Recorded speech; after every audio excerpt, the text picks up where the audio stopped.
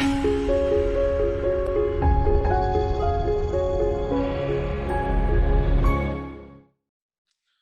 right, we're going to go ahead and get started. So I'd like to welcome you to Functional Autism Awareness, this little webinar that we have that's going on.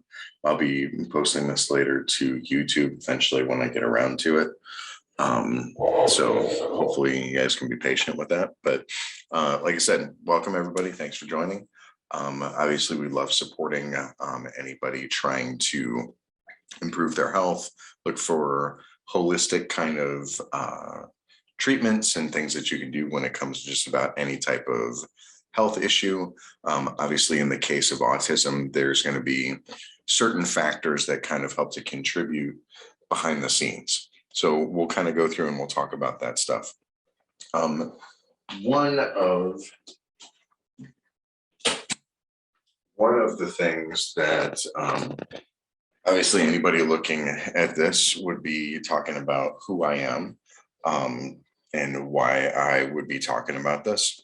It kind of throws people a little bit because when you have a chiropractor that's talking about something like autism, again, that's something that people don't necessarily think that there's a lot of expertise here. But, and in some cases, obviously, like I know that there are some chiropractors who talk about treating kids with autism and stuff like that. And again, for neuromusculoskeletal complaints, I don't have a problem with that. But saying that you know how to treat autistic issues when you haven't had training, that's something to me that I have a little bit of an issue with. So, but when it comes to me, I guess, I can say that I'm a little bit different, not to toot my own horn. In the Toledo area, I'm the only board certified functional neurologist that I know of that's actively practicing. It's basically when you talk about all the different hours and stuff like that I've had, over the, decade plus of experience that I have in being a functional neurologist. I have well over 900 hours in the diagnosis and treatment of different neurological disorders.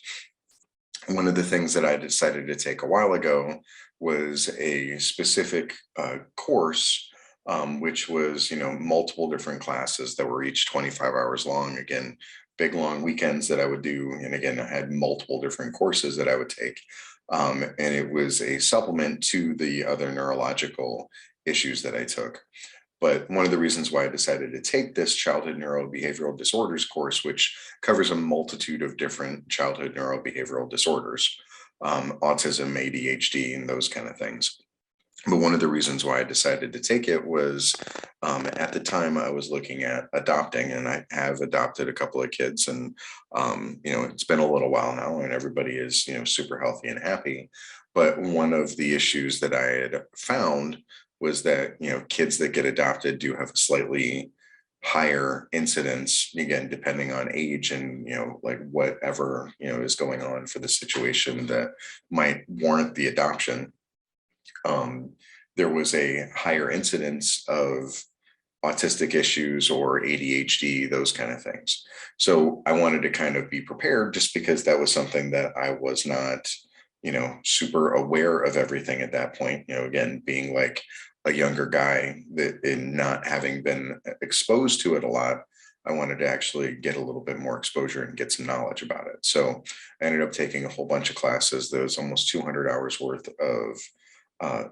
of classes specifically on these neurobehavioral disorders. And again, there's a lot of different stuff that kind of goes into it. So that's basically my background and my history with it. Since then, it is something that I try to help kids on a regular basis with a wide variety of childhood neurobehavioral disorders. So let's get into the meat of like why you guys are actually here and stop talking about me. So when it comes to autism, let's kind of go through and like kind of define things a little bit. This class is going to be maybe a little bit more about like the functional medicine and food kind of stuff that's associated with it, as opposed to the specific treatments that I would do in the office. But let's talk a little bit about what autism is and like, a little bit of information about like the incidence and prevalence and all of that kind of stuff. So, according to the Center of Disease Control, so the CDC, there's certain estimates that they have. And again, all of this stuff it kind of changes a little bit and it can change year to year and all that other kind of stuff. But it's approximately 1 in 44 kids have been identified with having some kind of autistic spectrum disorder. So ASD as the acronym goes for it. So, and that's according to there's a network of um, basically for autism and developmental disabilities monitoring that the CDC has. So ASD or autism is reported to occur in basically every single racial, ethnic, and socioeconomic group. So it's not something that is just for people who are poor or rich or black, white, any of that kind of stuff. It happens in all of the different groups. It is 4 times more common in boys than it is in girls.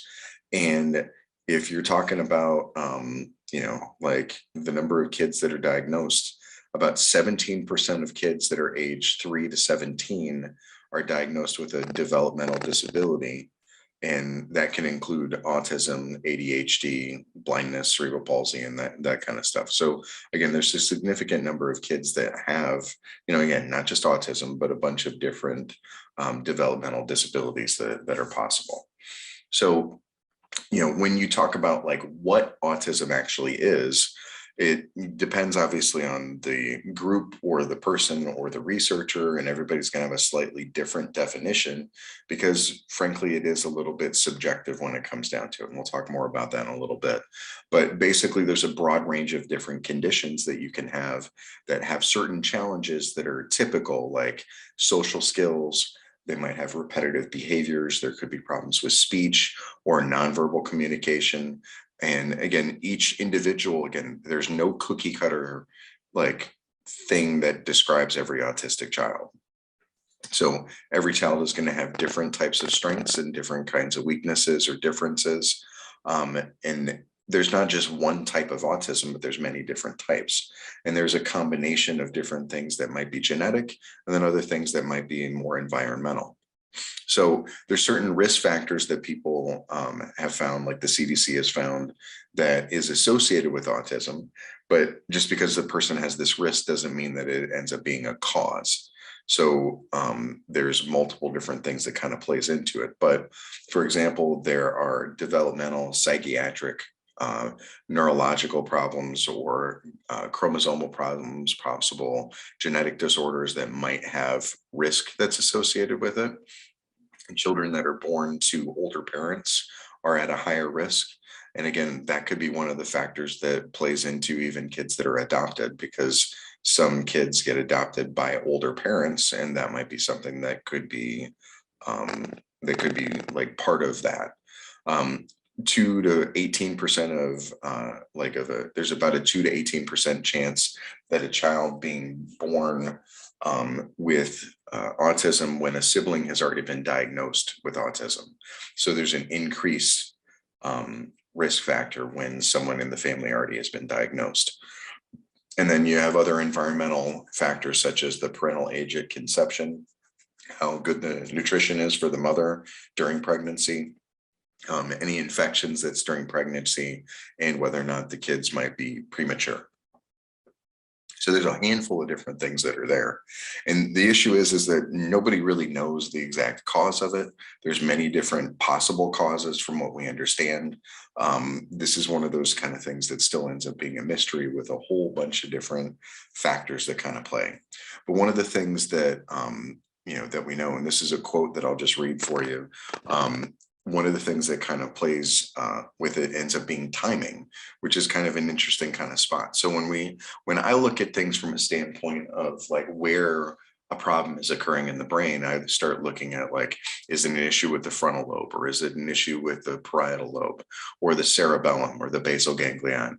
These are all different areas that are in the brain that could have malfunctions or things that might not necessarily be right. But one of the things that's kind of an interesting take on it is this quote from Gerald Fischbach. So Dr. Gerald Fischbach from Harvard University. He says that there may be something wrong with the timing and the connectivity between regions rather than pointing to one particular spot in the brain. That's how these regions talk to each other and how they interact is not just quite right. Okay. So there's a whole bunch of different stuff with that. And you talk about different things, and even within a family, if you have one child that has autism and another child that does not have autism, one of the things might be the difference between the motor skill development between the kids. They could have a lot of the same behavioral things because, again, a child can have some autistic traits or things that autistic kids might have, but they might not necessarily be autistic. But one of them ends up being this motor skill development. So gross motor gait, or the body spatial awareness, like knowing where your body is in space, is a big thing that ends up being part of it. So, here's another slide here that's got some pictures that kind of shows you some of the different things. And notice that there's multiple different things that are in here that are kind of like, some of them are disorders on their own that they could be, right? But it could be something that's included with autism spectrum disorder, or ASD, as it shows you with the initials there. So there's a bunch of different things that all kind of like interact and like start talking with each other. So you can end up having issues with ADHD, dyslexia, just general learning disabilities, like it shows in the slide. OCD is another one. Tourette's, Tourette's isn't something that's kind of, it's a combination of a couple of different things. Pervasive developmental disorder. Again, autism, Asperger syndrome, which we'll talk about in a second. So there's a handful of different things that all kind of go together when it comes to this. You talk about like the hyperactivity, or dyspraxia would be like the inability or the problems with controlling movement, or causing messes, different stuff like that. Not responding when being spoken to, not playing with others, playing alone, not liking touch. And again, not every child is going to have every single one of these. A child that has autism might have some of them, but not all of them. So again, because it depends on the child, you can't say that, check the box and say, well, this is an objective test, and every child that has this specific thing obviously has autism. There's many different things that goes along with it. So one of the things that you can kind of like ask with a child is that, do they have a sense of themselves, right? So if you kind of like have them look into a mirror, right? For some children, the mirror might be something that is going to be a little bit, it might be something that's there, or it might be something that they may, when it comes to having the mirror, they may decide that it could be something that is just something shiny to them, or that they see another child and not necessarily recognize it as themselves, or they end up seeing themselves in there, right? So one of the ways that you can do that, again, with certain animals, there's certain animals that will recognize that it's themselves in a mirror, right? Certain animals will do it. Dogs often do not. Sometimes they do, but for the most part, dogs don't recognize that it's themselves in the mirror. They think it's another dog.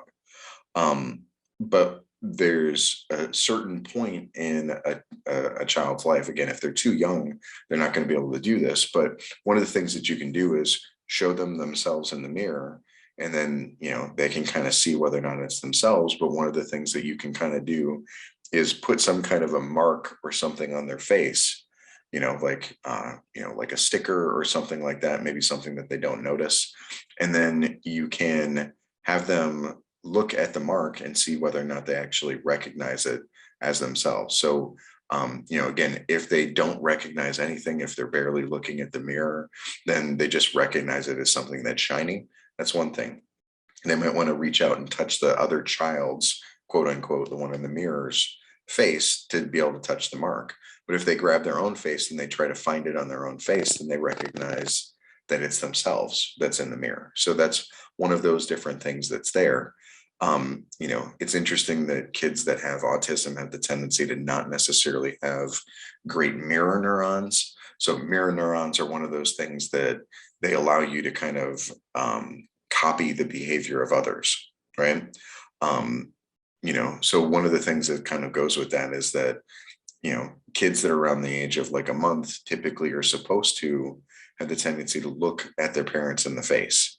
Kids that are as young as 1 month old that are going to have autism in the future, like, if you look back on it, you like do like a retrospective kind of a thing, they have the tendency to not be drawn to people's faces. Whereas children usually, like, again, anybody that spent time around children, like, that, again, specifically like children who don't have autism, you can see that they have the tendency to look you in the face, once they start developing like their eyes, when they're like super small, they obviously can't see very well. But once they do, they start being drawn to faces, the eyes, the eyebrows, that kind of stuff, they start being drawn to it. And they'll shake their head and they'll start looking at, they'll like shake it and turn their head so they can look at another face, and they'll just stare at you for a little while. So kids that have autism don't have that draw. They don't get drawn to faces. And one of the things that's supposed to be one of the theories behind that is that because the kids that have autism don't necessarily have a great sense of themselves, they don't know what is themselves, and they don't know, have a good feeling of their body, they don't necessarily get any information from a face. Like you can, tell whether or not somebody is happy or sad or whatever by the faces that they're making, because you can kind of internalize that and know what that feeling is. Kids don't have the tendency to look in the face because of the fact that they just don't have the tendency to actually get a lot of information from people's faces, so that it ends up being kind of a waste of time for them. So one of the things that goes along with autism is Asperger syndrome. Again, it's something that people will still talk about, like whether or not you want to talk about the fact that, it is or isn't technically classified when they changed things a little while ago.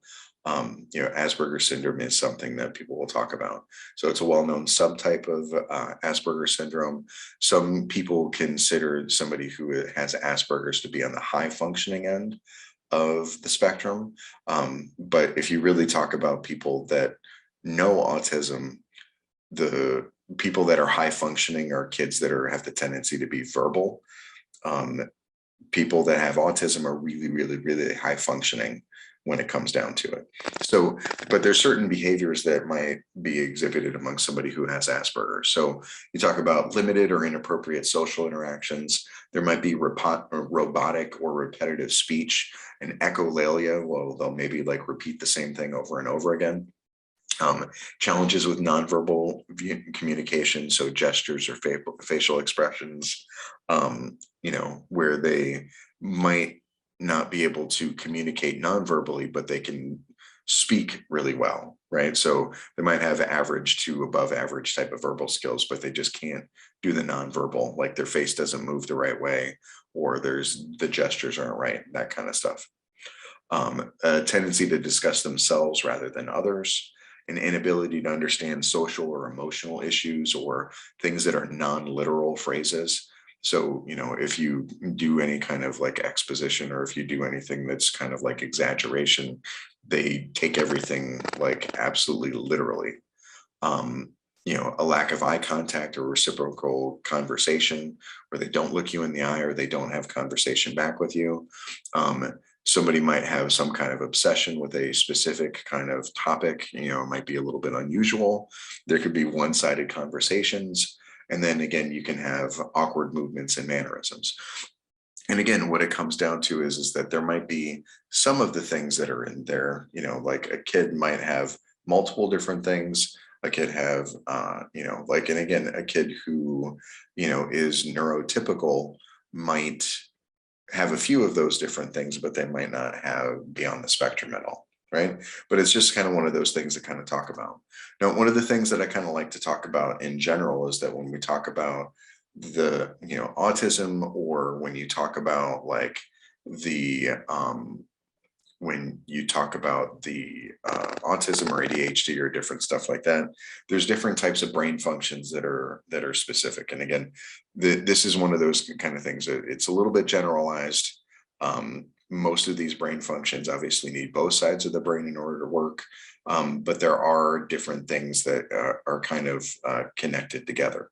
So, for example, when you talk about the right brain has certain types of functions that are associated with it.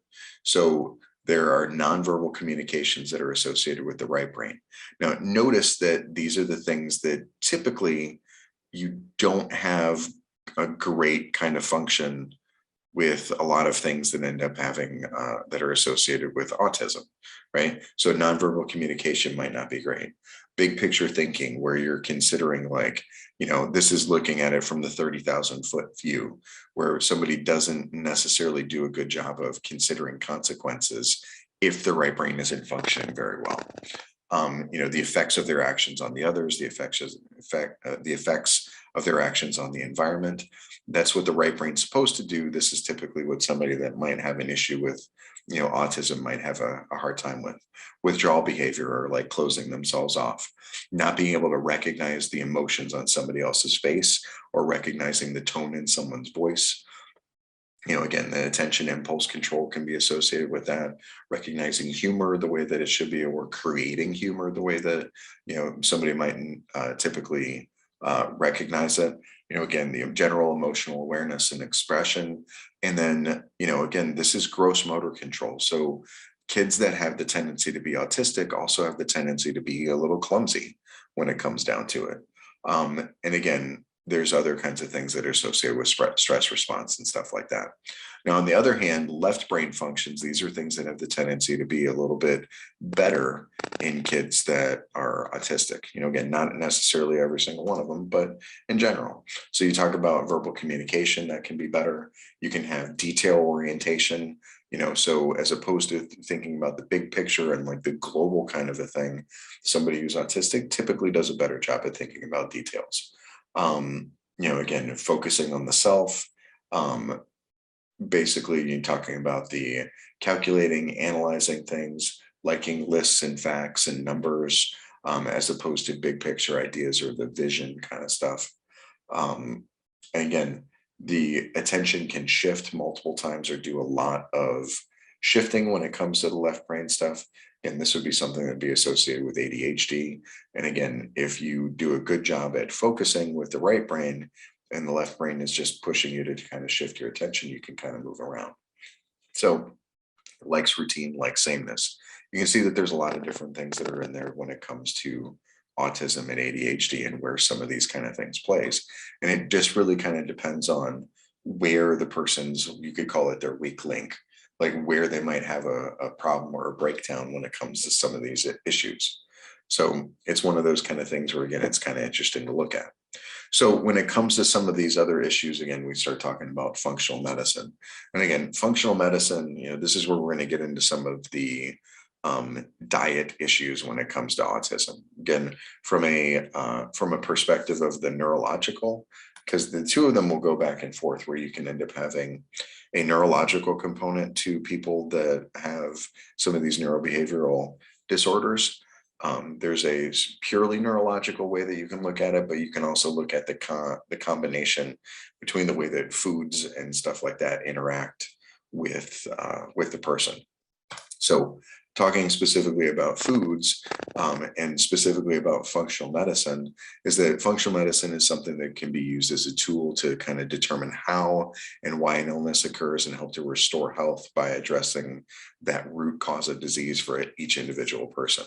Again, functional medicine is kind of considered, again, depends on who you talk to. Some people not necessarily a fan, but again, it's looking at things from a different way. Some people would consider the functional medicine as more of the wave of the future. Again, it can offer individualized patient-centered care that has science-based approaches to create a partnership between a patient and a doctor. And again, in order to get to that root cause of illness, you have to understand multiple different components of genetics, biochemical issues, lifestyle factors, and stuff like that. There might not be any type of specific cure for autism or Asperger's, but again, treatments for the symptoms,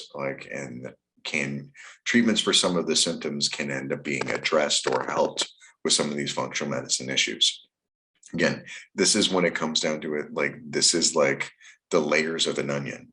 You start working at it from multiple different directions in order to try to change things, right? In order to try to make things a little bit easier for somebody that has autism or Asperger's or any of that. So again, when it comes to that, not every case is going to be the same. You can't just, do drugs to make everything fixed, or, not every person is going to react to the same drugs in the same way. So functional medicine is trying to figure out some of the triggers that you might have in the body and using some of those in order to try to help to fix. So what it comes down to is that there's a couple of different things that goes with it. Now, what I will say is that I am not going to say that I am like some kind of huge functional medicine guru that knows how to do every single thing with it. I do know there a decent amount about testing, but when it comes to giving people herbs and other kinds of medications, or not necessarily, I shouldn't say medications, but when it comes to giving people herbs or similar things, that's not typically where I do a lot of supplements and that kind of stuff. I do basic supplements, but when it comes to people that have more demanding kind of situations, I have the tendency to refer people out to other functional medicine type of specialists that are in the area. That's just the way that I do it. But the things that I'm going to talk to you now, these are things that I can talk about all the time.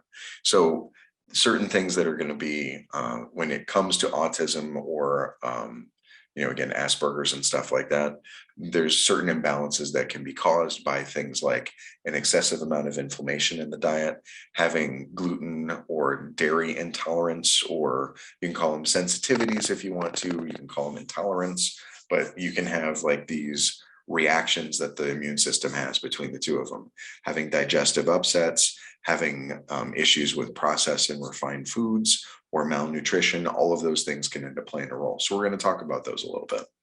So the first one ends up being inflammation, and this is specifically talking about chronic inflammation. It's not talking about the inflammation that you would get like if you got a splinter and then it started to get infected. That's going to be an acute type of inflammation. Chronic inflammation is something that's like a long-term, like slow burn kind of a thing. So under normal kind of situations, inflammation is actually a useful thing for the body. You end up having the body is supposed to kind of like wall things off and allow things to heal up. But if the inflammation is like excessive and it kind of like responds more than what it should, or if it's kind of like a simmering all the time, then it can end up causing trouble. It can end up causing problems. So what it comes down to is that, when inflammation is excessive, there can be many causes that actually like cause the excessive inflammation to happen. So again, that excessive or this chronic inflammation ends up signaling the body that you're in a state of emergency, so that you're there all the time, and it can end up leading to damage to the heart, the brain, the gut, other types of organs and stuff like that. There is a whole lot of stuff that's associated with inflammation and specifically, autism. So there are brain tissue studies of people that have autism spectrum disorders that show widespread inflammation that are similar to things that people have that have autoimmune diseases. So again, an autoimmune disease is going to be where your body is attacking itself. One of the things that, again, this is multiple different variations. Not everybody that has autism is going to have this specific version, but a lot of them will, where you end up getting certain types of inflammation that ends up pushing things along and can make things worse. And this is what I was talking about with like, it's like, with like Shrek, it's many layers to an onion or an ogre. You're talking about people have issues, and if you can peel back some of the layers, you can allow somebody to like their true self to be completely expressed more fully, I guess is the best way to say it. So again, over time, excessive inflammation is going to lead to damage to cells that are around it. And again, specifically, whether or not you're talking about in the brain or even in the gut, we'll talk about some things later on. But again, the brain and the gut end up having there's a crazy wiring that happens between the brain and the gut. And, inflammation in one can lead to inflammation in the other. There's a crazy kind of a thing where like the blood-brain barrier ends up getting opened up, as does the gut barrier after a concussion. So if somebody ends up getting a concussion, you end up having a leaky brain, and you also end up having what's called a leaky gut. So, and it happens for a certain period of time after you end up getting that concussion. So it's interesting about how the two of them end up being connected. So again, the brain and the gut are two of the most common and dangerous part of the body that's susceptible to excessive inflammation. And again, a lot of times people will talk about the gut being referred to as the second brain because hormones affect the gut. There's going to be a bunch of different signals that affect the gut. And one of the largest areas of like, nervous anatomy that you have in your body is associated with something that's called the gut associated lymphoid tissue, or GALT. Or the other way that sometimes people refer to it in anatomy is the mucosa associated lymphoid tissue, or MALT. It's talking about the same thing, but it's basically the brain of your gut and how that ends up being kind of wired together, and it has multiple different types of effects. So things that can contribute to things that are inflammatory, or inflammatory contributors, are going to be things along the lines of food allergies or food sensitivities. When you talk about intolerance, that's a different kind of a thing. So intolerance would be if somebody is like lactose intolerant. That means that when lactose gets into their system, they don't have the mechanism to break down. They don't have the enzyme to break down lactose into its two different monosaccharides, right? Lactose is a disaccharide. It gets broken down into two different things by an enzyme. When a person does not have the enzyme to do it, the lactose can't be absorbed. And because the lactose can't be absorbed into your system, it has to go out with the rest of the fecal material. And because it goes out with the rest of the fecal material, it actually brings water with it, which is why people end up getting people can end up having loose stools, and you can end up having gas because the lactose is going to be something that the bacteria in your gut can act on. So there's multiple different things that kind of goes with that. That ends up being an intolerance, and that's a different kind of a situation than what you would consider to be a sensitivity. Some people, when they talk about this, because again, you're talking about two different things. People might talk about an allergy as being something that is like an anaphylactic reaction, like somebody is allergic to peanuts, or they're allergic to bee stings or stuff like that. But that's not necessarily the only thing that ends up being an allergy.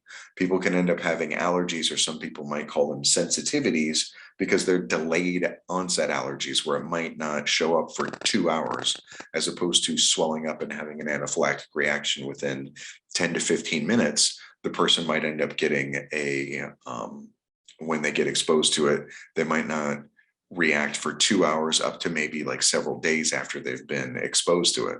So that's something that ends up being something that contributes to inflammation.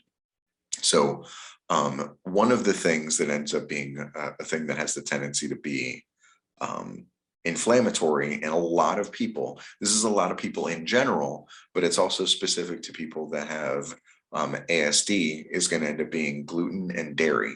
So trying to eliminate those two components from your diet in order to stop them from damaging the gut, and then stopping the inflammation from damaging the gut brain or the blood brain barrier. That's one of the things that can be there. So things like confusion, fatigue, fluctuations in mood, attention issues. People can have thyroid hormone issues or adrenal issues that are going to be interrelated with some of that stuff. So there ends up being a lot of different things that goes in there. And then another thing that ends up being an inflammatory contributor is having an issue with the gut and bacteria imbalances. So there's many different studies that have been done that shows that there's connections between autism and having gastrointestinal symptoms like bloating, diarrhea, constipation, abdominal pain. There's a whole handful of different things that can be associated with it. And this is one of the reasons why I don't do a lot of functional medicine, is that, I know some of the tests to do, but there's so much stuff that you can do in functional medicine. So I do some of it, but I don't take somebody through all of the different steps. I can kind of like get them partway there. And if they continue to have issues, then I can send them off to somebody that can help fix the rest of it. But it's just one of those kind of things. Now, when people talk about gluten and dairy, those are kind of things that are a little bit more difficult to actually like take care of. When you talk about dairy, it depends on the person and it depends on the issue. Some people might react to any type of milk product, and other people may just be reacting to things like milk itself, where cheese might be okay, but milk is the thing that they end up having issues with. And gluten is going to be the pervasive thing that, is in basically everything, and it has the tendency to make things tastier. So it's harder to get rid of gluten. It is so much easier now than what it used to be when it came to gluten. It's something that I personally am not gluten-free, but my wife, my sister-in-law, and a handful of other people that I know are gluten-free. And when my wife first went gluten-free, we ended up starting a website, which was glutenfreetoledo.com, which kind of helps you know the different things that are in the Toledo area that are gluten-free. Back when she started being gluten-free, there wasn't nearly as much interest in being gluten-free. It was definitely more of a fad type of a thing, and you had a hard time finding gluten-free foods or issues in restaurants or other kinds of things like that. So it depends on the person, it depends on the issue. But now I got to say that going gluten-free is so much easier. But again, it's still going to be something that's difficult. So when it comes down to it, it depends on the person and it depends on the issue, but there are certain types of things that might be linked. The peptides from milk casein could be linked when it comes to autism. Casein is the thing that's specifically in cheese. So like I said, starting a gluten and a dairy-free diet can be overwhelming in the beginning. There's a lot of different ingredients that end up being hidden in foods that you might not necessarily know. So some of the things that you can do, and again, when it comes to gluten, gluten is going to be mainly wheat. It's going to be barley and rye are the main ones that are going to be there. Some people will talk about oats being something that's there, but usually it's because oats end up being contaminated and run on the same system that also runs wheat. So when it gets processed, it a lot of times get processed in the same places that might process wheat. Okay. So some of the things that you can do, some tips, is that you want to try to focus on things that you can eat rather than the foods that you can't, and then try to experiment with new foods. It has been a while since my wife went gluten-free, but I will always remember when she started going through and telling people that she was reacting to gluten and that she was allergic to gluten. Everybody would start listing the things that she couldn't have anymore, which again, at the time, not as many people were being gluten-free. So it was like, oh, well, you can't have pizza again. Oh, well, you can't have bread again. Like you can't have pasta. Because again, at the time, there wasn't a lot of different options for having those things. So, people would like, anytime that she would tell somebody, people would kind of like die a little for her, whereas she'd already gone through it. So she ended up getting kind of tired of, hearing people list all of the things that she couldn't have, right? So when it comes to actually starting to remove these, sometimes it's going to be hard to do both at the same time. So you might want to start by removing either dairy or gluten, because doing both of them at the same time might be a little bit too overwhelming. You can gain support by trying to communicate the dietary needs with your family, teachers, caregivers, again, letting people know, trying to get people to actually make some of these foods so that, when you get together that, that the gluten-free person is able to actually like eat multiple different things at a family gathering, as opposed to being limited to a salad that they bring that doesn't have croutons in it. Planning ahead for social gatherings. If you are gluten-free, you basically need to make sure that you have gluten-free options available for yourself. I know that my wife and some of the other people that I know basically always have snacks on them because they get paranoid that they won't be able to eat something if they go to some kind of social gathering. But trying to talk to people beforehand and seeing if you can have gluten-free and dairy-free options. Around here in the Toledo area, there's a fantastic bakery called Organic Bliss that has the ability to make, gluten and dairy-free options for people. There's other places that are around here that do gluten-free cupcakes, like Seven Little Cupcakes that's down in Perrysburg. So there's a handful of different things that are there. I don't know whether or not they can do things dairy-free as well. But Organic Bliss will also do it egg-free if you need to as well. So there's a handful of different things that sometimes people will react to egg as well. And a lot of it ends up being something that another tip is to try to make the changes as a family. You don't want to really have a lot of you don't want to be cooking multiple different meals for the situation. So like I said, I personally am not gluten-free. I don't have to be gluten-free because I don't react to it. But my wife does, but because of the way that our situation is, we don't make multiple different meals. All of our meals that we're eating as a family together are all gluten-free. When I, go out to a restaurant, obviously I can get gluten. I know I'll get the bread that's at the table. Same thing with the kids. Like we'll have gluten-free pasta and that kind of stuff when we're at home, because to have whoever is making the food, whether or not it's my wife usually or myself, it doesn't make sense to have multiple different things, because it's going to be easier from a shopping perspective, the cooking perspective. And then the other thing is that you want to minimize cross-contamination. I mean, to the point where, like my kids, my son the other day, he was getting something out and he was using the butter that we have, the non-trans fat butter that comes in a tub. And he was using that and he accidentally glutened the container, and he realized that he glutened it. And he said something to his sister, then his sister automatically grabbed a giant grabbed a giant Sharpie and wrote a big G on the top of it to make sure that my wife knew that it was contaminated, because that's what we do in our house if it does get contaminated. So she knows not to eat it and try to put that that glutened butter on her toast or whatever it is that she's going to have. Right. So again, there's multiple different changes that you can make and try to make them as a family. So when it comes to nutrition and autism, basically there are multiple different studies that report links between nutritional deficiencies and autism. Again, deficiencies are not necessarily attributed to picky eating, but impaired digestion and absorption of nutrients in the gut.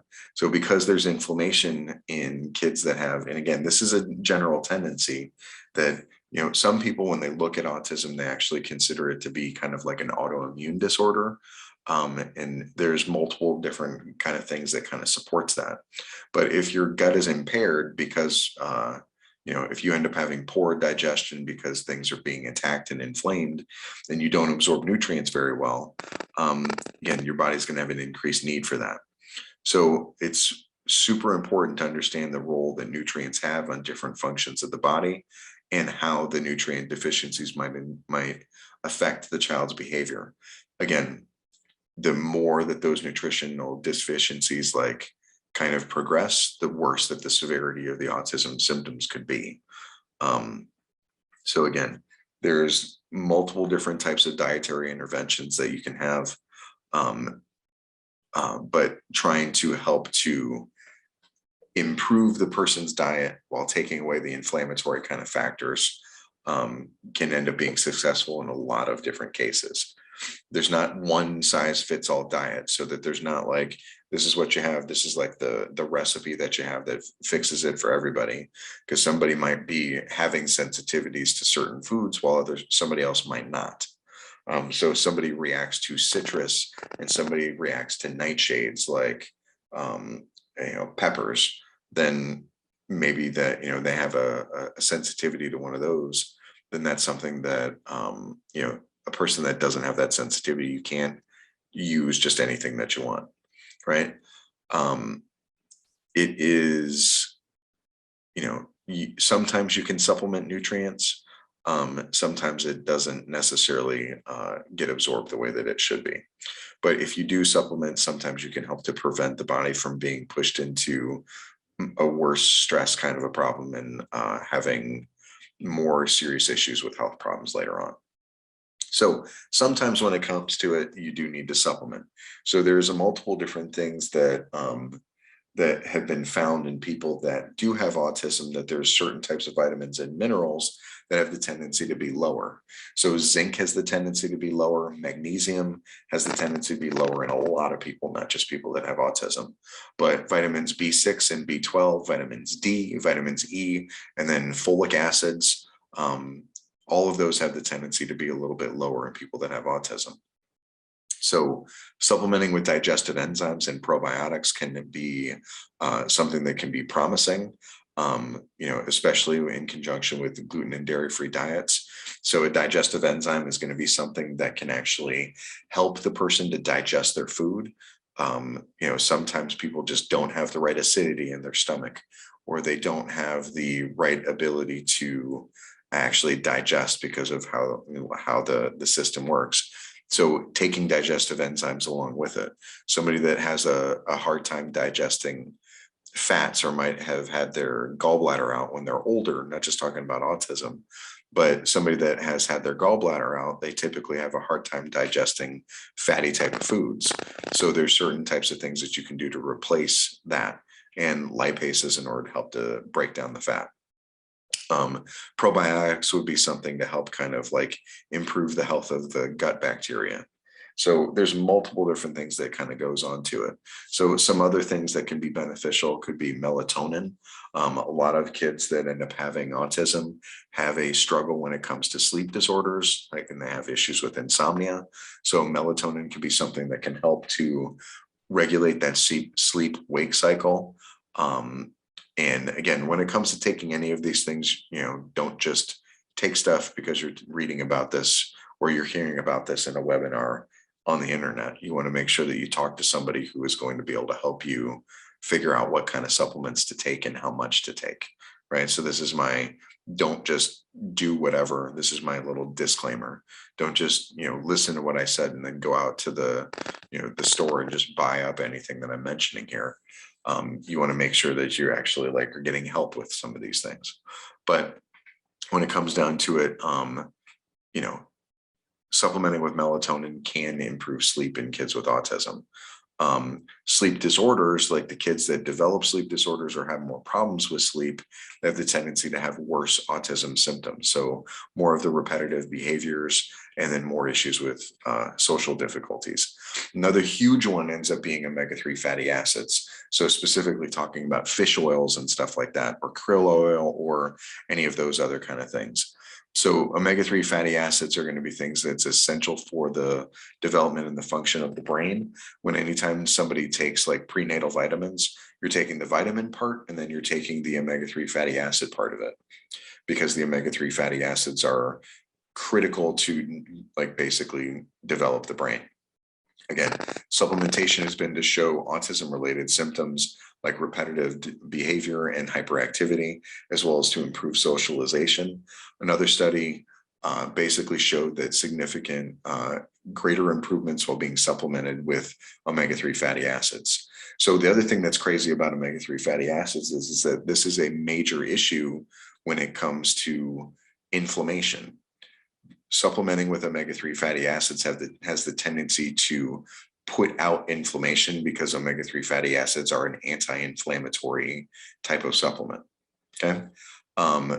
Multivitamins can be something that's beneficial as well. B12 can be something that can be there. It's a possibility that B12 injections could be helpful. There's been studies that show that B12 injections have been associated with improved social behaviors, language, and communication. Again, you don't always necessarily need to have the B12 injection, because that can be something that is absorbed through the gut. But again, if somebody is having a hard time absorbing, then that would be something that could be a little bit more difficult. Okay. When it comes to exercise, I really can't stress when it comes down to it, how important physical activity is for a whole host of different types of neurobehavioral disorders, but it is a huge thing when it comes to autism. Again, the brain is basically, the reason why you have a brain is because of movement. The movements that you do, the behaviors that you do they occur because your body is able to move. If you were just stuck to a rock floating out in the ocean, you wouldn't need a nervous system, because you don't need to reach out and grab anything. Right? If you're just eating stuff that ends up floating by you, and that goes into, like if you're a sponge or something like that, you don't need a nervous system. You need a nervous system in order to input some of the things that are in your environment to kind of tell you whether or not you need to change a behavior or go and get food or do whatever. But movement is a huge part of basically developing the brain and making sure that the brain is working well. So physical activity has been noted as one of the most effective types of treatments for symptoms of autism, as physical activity is important for both physical and mental health. Again, you're relieving physical stress by getting the body to move, but you're also relieving mental stress. Again, the Autism Research Institute has reported that vigorous or strenuous exercise can help to decrease stimulatory behaviors. So those are the stims that sometimes kids will do, where they'll flap their hands, or they'll do some kind of a repetitive movement over and over again. Those are called stims. And doing exercise on a regular basis can decrease the kids' stims. It can also decrease hyperactivity. It can decrease aggression. It can decrease destructiveness. And basically, the number of studies like that are out there also report that exercise is important to reduce anxiety, depression. It can help to improve reaction time, and it can help to basically reduce the amount of sleep disorders that somebody has. So regular exercise for children with autism can also improve their attention in the classroom. So getting all kinds of exercise, whether or not it's a gymnastics class for the kid. Again, obviously it depends on the severity of the child and how severe the autism is, but it doesn't matter what degree of physical movement that they can do. Any of that stuff can be helpful for them. So basically physical exercise and cognition is basically well established. There's dozens of small studies that associate the two of them together. In addition to boosting the motor skills and making it so that the kids are less clumsy, they've also discovered that movement-based therapies can improve social communication as well. So again, working on balance, working on rolling, doing all these different kinds of things. So some of the types of exercise that you can have, again, there's specific types of autism therapies like ABA, or applied behavioral analysis. Things like that don't necessarily have physical activity associated with them, and they do more things that are associated with, the things that autistic kids do better at, like, doing tabletop activities, or, working at a desk, or working on some of these better skills where they're not necessarily working on the mind-body connection, but they're just working on the mind. So things that kind of can, work together are going to be, in my opinion, a little bit better. So music and movement interventions have been gaining popularity. Kids with autism can learn how to play instruments or dance to songs that have social storylines. Again, and that would be a great way to get a kid up, get them moving, improve the socialization, strengthen different parts of the brain, listen to, the big picture of like what the story is trying to tell them. Again, by the end of some of the trials, basically children start to look at and talk with other children better, and they start to have more, or I should say, they start to have less of the negative behaviors that we don't want, right? So there is different things, and you can end up working with different types of movements. Things like Tai Chi or other specialized things like Qigong can end up helping to focus kids, help with increasing self-control, increasing the ability to resist impulses. Basically what it comes down to is that you should try to get them to move at as young of an age as you can. This applies to all parents, not just kids that parents of children that have autism. This applies to every kid. You want to try to get them moving as soon, like get them into classes when they're younger. Do gentle coaching strategies. Try breaking down the game rules into small steps, because they might have a hard time understanding what the game rules are, or what the steps are. And then having illustrations until they might be able to get to a certain comfort level. Okay. Another thing that can happen is you can actually use mindfulness. So when you talk about doing meditation or doing mindfulness, that can be something that can be helpful for kids with autism as well. So you can define it as a mind-body based approach that helps people change the way that they think and they feel about experiences, especially in stressful type of situations. Mindfulness is a great thing to do with people. Some people, you can do it and you don't necessarily have to be doing it from a meditation standpoint, but it is something that you can do with meditation. So there's a number of different trials that show that mindfulness-based cognitive therapy helps to improve the awareness of thoughts and the feelings in order to better manage them. Some of the other things that happen with mindfulness is that you have a improved, you improve the any kind of, like, not any kind of, but you improve certain neurocognitive deficits. Again, it's something that you can work on. You can improve the central coherence and executive functioning. You can improve social communication and interaction. You can improve the child's ability to cope with stress. You can reduce the stress, and you can have less of the psychological inflexibility. So a lot of times people like get something and they just stick to it. When they have autism, this can be one of the things that you can use in order to help improve. So mindfulness is a great thing to do. You can use it with apps, you can use it with meditation, but it's basically about trying to pay attention to your body, which, as I said before, is something that kids that are autistic have a hard time doing. The more that they work on the things that are hard, the better that the symptoms can be. Okay. So some of the mindfulness type of practices that you can do is that you can do a bell listening exercise. So you can have your child close their eyes, and then you have a bell or a tuning fork even, and you can take that bell and you can whack the bell. And then you have them raise their hand once they no longer hear the bell, and they try to listen to the sounds that are around them. So you can have distractors that are with that too. So you can end up having music that's playing, and then you can ring the bell and have them trying to tell you when the bell shuts off or when they can't hear it anymore. You can do it right in front of them. You can do it on the left side, on the right side, behind them. You can do it in multiple different places.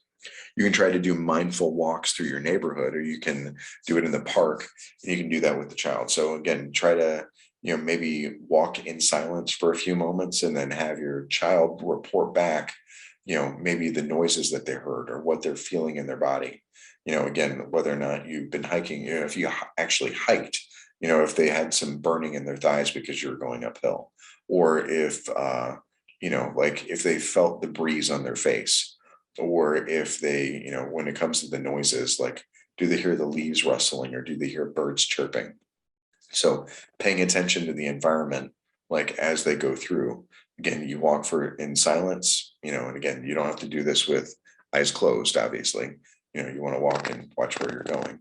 But again, this is one of the ways that you can work on that. You can also have the kid make a glitter jar where you can have water, glitter, and you can have some baby oil, which will basically make it an effect that's kind of similar to a snow globe.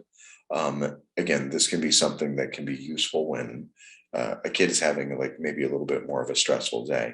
So they can shake up the jar and they can focus on the glitter, as it's trying to settle. And that's one of the things that you can kind of work on. Bedtime mindfulness can be helpful for going to sleep. And this is for anybody, but you can start by asking your child to lie in their bed, trying to close their eyes, and then try to bring their attention to various parts of their body. So they can bring their attention to their toes and then, breathe a couple of times, then bring their attention to their knees and then breathe a little bit, and then bring their attention to their hips. And again, just move up the body as you just pay attention to different areas. And how does it feel? Does it hurt? Is it achy? Does it feel fine? Is it loose? Like what exactly, do they have that's going on with each of those places? So sometimes you can end up having detoxes. Some people might not necessarily like the idea of a detox, but again, there's multiple different studies that show from a neurological perspective that detoxes kind of work. Whether or not you want to take it from the standpoint of like you're actually getting rid of, toxins in your body and actually like pushing them out or not, doing the detoxes have the tendency to work, even if it's just from the standpoint of changing the way that your body is reacting to sugar and other kinds of stuff. So it's like people that go through detoxes have the tendency, or do a little bit of keto, have the tendency to do a better job when it comes to dementia and Alzheimer's and those kind of things. So, this is one of the things that can end up having a role. So children with autism can often build up a little bit of toxicity. You can end up having issues with chemicals. There can be issues with metals. other kinds of poisons. You can end up having bacterial or viral infections or even yeast infections like candida. Basically, kids that have autism are technically going to be a little bit more susceptible to oxidative damage and issues from environmental toxins than kids that are neurotypical. Like if you end up having, there can be excessive stress on the system when it comes from an oxidative standpoint. So excessive oxidative stress and lower levels of antioxidants can be common among those with autism. So again, there's a whole handful of different antioxidants, whether or not it's glutathione or whether or not it's something like coenzyme Q10. There's multiple different antioxidants, like the part of vitamin C that's the antioxidant. So there's multiple different things that are there. Some antioxidants are going to be essential for normal development, and we end up having multiple different pathways that will help involve those antioxidant activities. There are certain types of amino acids that might be depleted in people that are autistic. Heavy metals can also be an issue as well. So they might be a little bit higher than level or higher than average type of levels. So you might have a little bit of lead or mercury or aluminum. And again, if you have higher levels of things like those, then you might have a little bit, you have a higher likelihood of lower levels of glutathione, which is, like I said, it's one of the most important type of antioxidants in the body in order to help to detoxify the body. So there's certain types of foods that have the tendency to be more detox oriented. This would be one of those things that, again, I would not just do it on your own and try to, just try to do whatever detox from whatever guru or whatever that you find online. I would tell you that you probably want to have somebody kind of help you through this. So there's a handful of different foods, though, that do have the tendency to be better foods for you to eat just in general, but they're also good for these detox plans. So cruciferous vegetables like broccoli, kale, collard greens, Brussels sprouts, cauliflower are all things that can be helpful. Anything that is like a freshly made type of vegetable juice that's made of things that were in the list that I had above. So specifically like kale is something, or collard greens can both be things that can be juiced, but using things that are like celery, cilantro, parsley, ginger, each of those can end up having effects on the body. So celery can help increase urine flow and help with detoxification. Cilantro is going to be helpful for helping to remove some of the heavy metals, that kind of stuff. There are different types of detox teas that you can get that are herbal detox teas. And again, I'm not going to be able to recommend specifics on this because that's not my perfect area of expertise, but there's things like burdock root, dandelion root, ginger root, licorice root, sarsaparilla root, cardamom seed, cinnamon bark. All of those things have the tendency to help to detox a little bit. Again, there's certain things that are found in grapes, berries, and citrus fruits that are called bioflavonoids. Rosemary can be another one that can be helpful. And then turmeric is one of those things that's just fantastic. It has the tendency of being an antioxidant and anti-inflammatory. So another thing that you can do is that you can try to find support groups, obviously, in your area, again, for the children, but obviously support groups for parents, grandparents, and the caregivers of people that have ADHD. So support groups can obviously have a lot of different things to offer. Like, families can obviously meet, the ones that are going through similar struggles can be a good thing. There's multiple different types of support groups. There are things that are support groups that are listed on, larger websites like Autism One and Autism Speaks and those kind of things, that can maybe help you find a support group that's nearby. Ongoing guidance from people that have some knowledge, being able to share experiences, getting a network of people who are that like and trust can be helpful. Helping to get again, getting training to some of the different best practices that you can use in your home and then out in the community. So there's a whole handful of different things that are with that. trying to get out and participate in the community can be helpful as well. So participating in the community, again, it can be harder for people that have children that have autism, but you can end up, it is a good thing for the kids from the standpoint of gaining new experiences and getting, being able to interact with different people in different environments, having the opportunity to basically work on certain types of skills, and then participating in just daily living activities. So things that you would normally do, meeting people, working on like eye contact, all that other kind of stuff. And again, maybe, might be harder in younger kids, but in older kids for sure, this is stuff that you can work on. So community participation, again, you can get multiple different skills that are there. And again, that can be good for not only the children, but also the parents and the family members.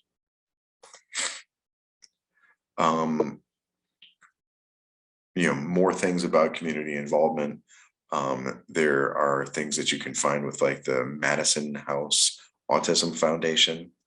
You can work on, there can be getting confidence on and the skills that you need to go shopping. So as somebody becomes older and becomes independent, some individuals might have an issue with going out and doing things that are more mundane types of tasks, like grocery shopping, especially if you don't want to interact with people, right? Tips on getting more independence outside of or doing the shopping in general, like would be working on counting back exact change in bills and coins to avoid having to deal with the process of waiting for the cashier to give change back. So if you're waiting in line, and if you can give like either, well, obviously a credit card, but if you can do exact change so that you don't have to wait and be irritated while that's going on.